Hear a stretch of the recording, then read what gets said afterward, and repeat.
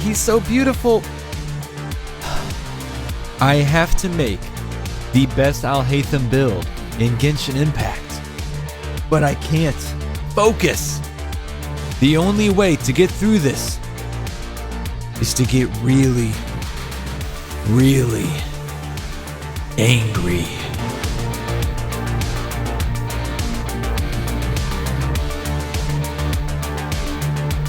So let's get angry and do a furious Alhaitham build guide. Now before you can get those wonderfully huge biceps all juiced up on gnarly artifacts and super high talents and crowns, you've got to get them leveled up to begin with. So let's start there. So first, obviously, you got to whoop his boss's ass. Go to the brand new desert area. It is absolutely gorgeous. Don't you dare get distracted though. You need to kill this little worm. And I'll be damned if they didn't actually make it easy to get to. If you want to make your life even easier, you can plant down a portable waypoint even closer. But really, it's not that bad to begin with, so maybe you should save your ores for leveling up weapons. And as if the proximity to a teleport waypoint wasn't wonderful enough, the good news is it's actually easy to kill. It's still pretty damn annoying the way it goes underground like the Ruined Serpent and the Kaz Mussy, but when it's out, it gives you decent damage phases and a really easy option to just swirl these random little green bubbles floating around it, and then you can just absolutely spank it. Now I know what you're thinking, surely there's a downside, right? Surely it can't just be an easy to get to and easy to kill boss. Why doesn't it drop dendro crystals?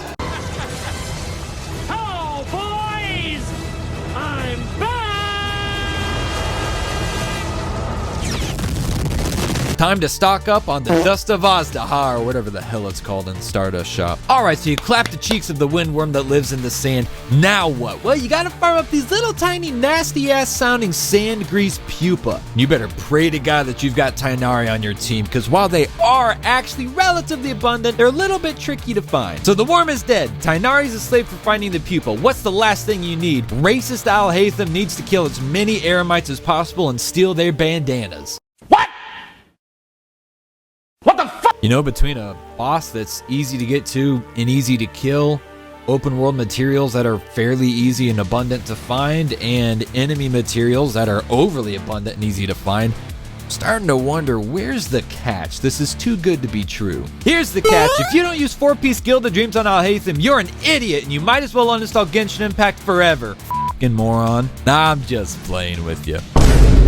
So what do you really need to make him good? Well, I reckon we gotta do a little bit of book reading on Genshin Impact's long as hell talent descriptions and figure out how exactly this man works. So most of his damage comes from his E that's gonna infuse all of his attacks with dendro damage. Rushes forward, dealing dendro damage to nearby opponents in the rush ends with inner aiming mode, and its skills unleashed with generator, chisel, light mirror, dendro damage, AoE, dendro damage. Holy crap! Very long story short, his attacks scale with attack percent and elemental mastery. Now as you can see up above, oh my neck! Most of the scaling comes from elemental mastery, so that's what you should prioritize. That being said, a 4-piece Guild of Dreams artifact set is probably going to be his best in slot, but you don't have to go full-blown 4-piece. It's totally fine if you need to go 2-piece. Maybe you got 2-piece Gilded, 2-piece Wanderer's Trope. You could go with a 2-piece Deepwood Memories to get a little extra dendro damage bonus, or even a 4-piece Deepwood Memories to get that dendro damage shred too. And now maybe you haven't sold your soul to the Genshin Impact overlords and have perfectly farmed up full-blown artifact sets, and you just gotta piece together whatever you've got based on stats and substats. First of all, good for you. The rest of us are in therapy. So let's take a little gander at the stats and substats that you want on Alhaitham. For his Saiyans, you frickin' guessed it. Elemental Mastery is gonna be the best option. Now if you don't have a good EM stance, that's fine. Just use attack percent. It's still gonna hurt. Well, what about the substats, Samizard? If you're using Elemental Mastery, you want crit rate,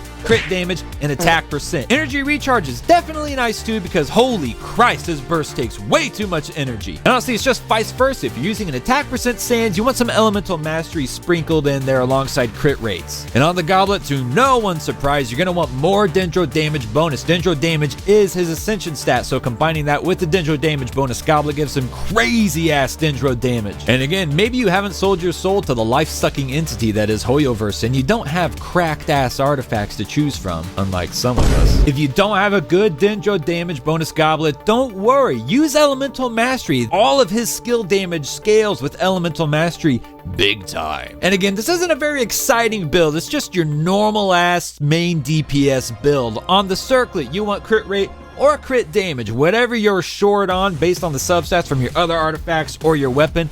Fill that gap with the circlet, you'll do wonderful. But once again, because this is Genshin Impact version 3 and Hoyo wants everybody to only farm Elemental Mastery pieces, you could get away with using an Elemental Mastery circlet on him, but really crit rate or crit damage are going to be your best bet there, so try to prioritize those if possible. Now obviously for the flower and the feather, we already know you have no control over the main status. Attack on the feather, HP on the flower. You just need to prioritize substats here. You want crit rate, crit damage, Elemental Mastery, energy recharge, or attack percent. He's a stat-hungry son of a gun. So just yeet whatever you've got at him and get him as strong as you possibly can. Oh, we might have forgot to mention, one of his Ascension talents adds further Elemental Mastery scaling to his kit, and it can literally double the damage of some of his attacks. So yeah, it's typical Sumeru character, just give them EM and you'll be fine. I know, we didn't talk about weapons yet. Well, that's because weapons freaking suck. His best in slot weapon by far is going to be the Light-of-Foliar Incision. It's his signature weapon, it's a gacha weapon on the weapon banner, and of course because they knew that Alhaitham was gonna sell anyways, they gave us possibly the worst weapon banner of all time. But don't fret, gamers, if you don't feel like wasting your time on that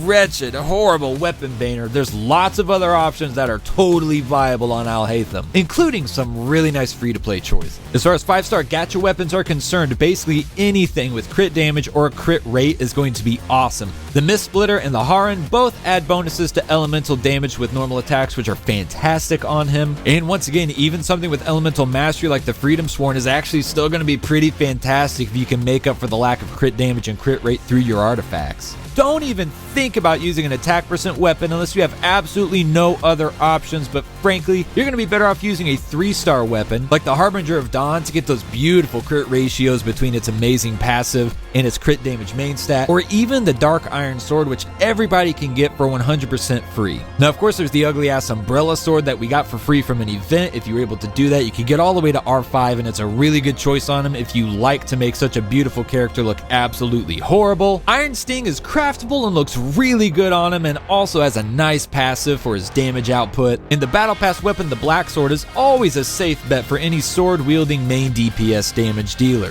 Honestly, I keep looking for a hole in Alhaitham's armor, to see if there's anything we can really gripe about on this dude, and there's really not a lot to complain about. His boss is easy to get to, easy to kill, his overworld mats are easy to farm, his enemy mats are easy to farm, he can use a ton of different weapons, many of which are super free-to-play friendly. And because there are now so many different artifact sets that give you Elemental Mastery as a 2-piece bonus, as well as the new Deepwood Memories with a 15% dendro damage bonus for just a 2-piece kit, he's not that hard to get good artifacts on either. And if him being easy to build wasn't good enough, he's even easier on the eyes. So last but not least, let's take a quick second to talk about great teams for Alhaitham. Because he spends a ton of time on field, having a good shield option is always going to be fantastic, so he can just keep busting out those normal attacks as fast and as often as possible without being interrupted. Now, he deals dendro damage, he scales with Elemental Mastery. You want to be getting as many elemental reactions going as possible. That being said, the two main elements you want to mess with are going to be Electro and Hydro. Electro on its own with just Alhaitham is amazing for triggering quicken and aggravate reactions, buffing both his damage and the damage of the Electro users that you have. And if you want to sprinkle a little Hydro in there for fun, you can make a nasty Hyper Bloom team using him as the main dendro driver. Now, Burning and Burgeon teams are both viable options if you want to use... Oh, I couldn't say it with a straight face. God, those suck. So gamers, that is the most comprehensive Alhaitham build guide ever made. If you liked the video, thumbs up gang. Where you at? Subscribe for more. Watch us streaming Genshin Impact right here on YouTube. Get yourself comfy on the channel. Love the games. Love yourself. And I love you. Bye. I don't know how they managed to make a dude in a brown suit with dress shoes so damn cool with a feckin' rat tail and like in the board meeting where we're deciding like, okay, he's the god of rocks. He's a badass. What do you want him to look like? And some dude slams his fist on the table. He says, rat tail, one ear pierced, dress shoes, and a brown suit. Everybody looks at each other. And then everybody looks at him simultaneously. And then they throw him out the window.